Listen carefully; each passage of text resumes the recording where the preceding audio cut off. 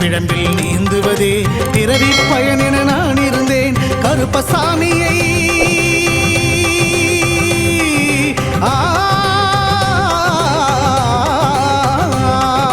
கருப்பசாமியை பார்த்தவுடன் விதிகளும் விலகி ஓடியதே வெறுப்பென வாழ்ந்த வாழ்க்கையை மாற்றி சிறப்பாய் வாழ வைத்தவரே புலிகரை நோக்கி புறப்படுவோம் நம் கருப்பனின் அருளை தினம் பெறுவோம் புலிகரை நோக்கி புறப்படுவோம் நம் கருப்பனின் அருளை தினம் பெறுவோம்